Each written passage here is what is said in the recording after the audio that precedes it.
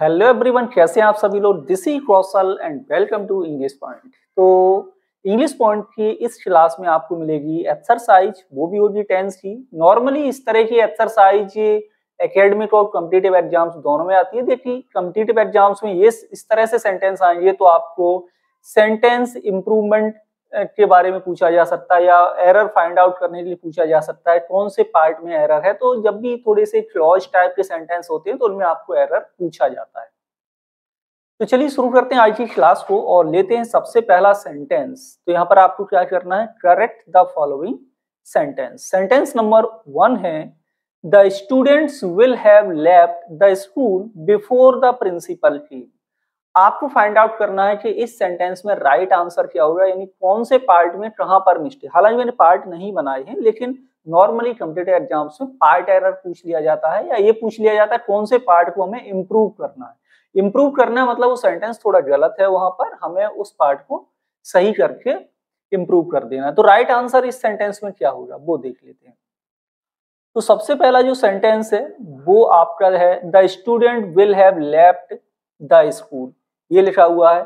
इसके साथ साथ अब यहाँ पर है बिफोर द प्रिंसिपल केम। तो बिफोर के बाद यहाँ पर क्या लिखा है, पास्ट इंडेफिनिट टेंस। ठीक है। अब पहला जो हमारा क्लॉज था प्रिंसिपल क्लॉज, ये किसमें लिखा है, विल हैव लेफ्ट, यानी कि ये लिखा हुआ है फ्यूचर टेंस में। अब मैं आपको बताऊं, यदि कोई भी क्लॉज आपका पहला फ्यूचर टेंस में लिखा है, ठीक है, और उसके बाद एक आपका कंजंक्शन लगा हो, तो दूसरा जो क्लॉज है वो कंजंक्शन के बाद वाला वो प्रेजेंट इंडेफिनिट टेंस में बनता है। किसमें बनेगा, प्रेजेंट इंडेफिनिट। यहाँ क्या लिखा है, पास्ट इंडेफिनिट। तो केम के स्थान पर आपको क्या लिखना पड़ेगा, यहाँ पर आपको यहाँ लिखना पड़ेगा कम्स, तब ये सेंटेंस आपका होगा राइट। नेक्स्ट दूसरा सेंटेंस, और वीडियो के अंत में आपको मैं एक काफी इंपॉर्टेंट चीज दूंगा जो आपके लिए काफी हेल्पफुल होगी। एक मैं ऐसा मीडियम दूंगा जिससे आप डायरेक्ट मुझसे क्वेश्चंस पूछ सकते हैं। तो क्वेश्चन नंबर 2 अभी लेते हैं, the train will have arrived before I reaches the station. इस सेंटेंस को देखेंगे कि यहाँ पर कहाँ मिस्टेक हुई। The train will have arrived, यानी ट्रेन पहुंच गई होगी या आ गई होगी कहां पर, before I reach the station, मेरे स्टेशन पहुंचने से पहले। अभी बोला था कि यदि पहला क्लॉज आपका फ्यूचर में हो तो दूसरा जो क्लॉज है कंजंक्शन के बाद वो प्रेजेंट इंडेफिनिट टेंस में बनता है। लेकिन प्रेजेंट इंडेफिनिट टेंस तो है, लेकिन आई के साथ यहाँ पर वर्ब में एस या ईएस का प्रयोग नहीं किया जाएगा। सिंपल आपको यहाँ पर क्या लिखना है, reach, before I reach the station correct answer होगा सेंटेंस नंबर 2 में। नेक्स्ट है सेंटेंस 3। और हाँ, अभी तक आप लोगों ने इंग्लिश पॉइंट का ऐप डाउनलोड नहीं किया हुआ हो तो प्ले स्टोर से आप लोग इंग्लिश पॉइंट का ऐप भी डाउनलोड कर सकते हैं। नेक्स्ट है सेंटेंस 3 कि he would have reached here before the sunset. Right answer बताएंगे कि राइट आंसर क्या होगा सेंटेंस 3 में, या कौन से पार्ट में यहाँ पर मिस्टेक हो सकता है। ही वुड हैव रीच्ड, ठीक है, here before the sunset, before the sunsets. Okay, एक मिनट, यहाँ पर ये जो सनसेट लिखा है इसको ध्यान से देखें। चलिए पहले राइट आंसर बताइए कहाँ कहाँ पर मिस्टेक्स है।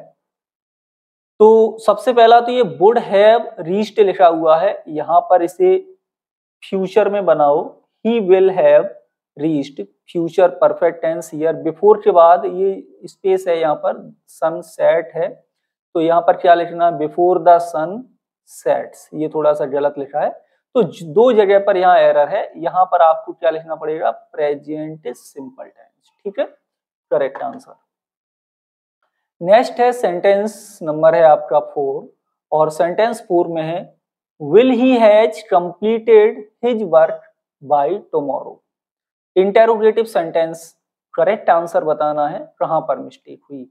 बाय टुमारो यानी कि बाई के बाद यदि कोई टाइम लगा है तो वो सेंटेंस आपका सामान्यतः परफेक्ट टेंस में बनता है। टुमारो लगा है तो फ्यूचर परफेक्ट हो जाएगा।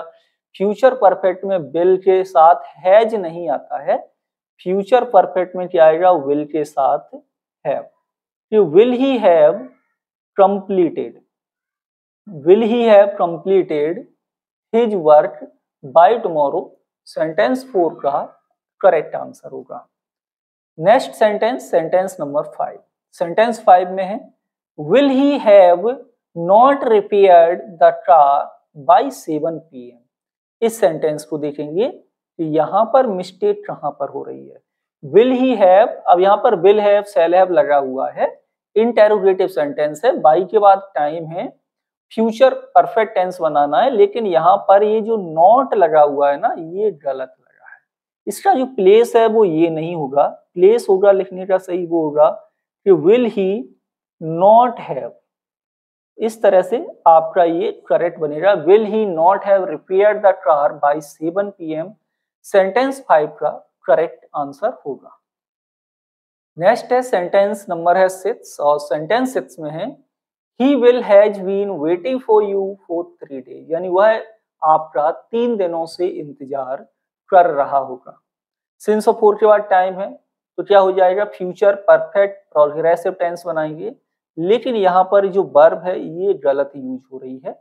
यहाँ पर हमें क्या यूज करना है करेक्ट, ही विल, और यहाँ पर हैव बीन का यूज किया जाएगा, हैज बीन नहीं आएगा। He will have been waiting for you for 3 days, sentence 6 में होगा करेक्ट आंसर।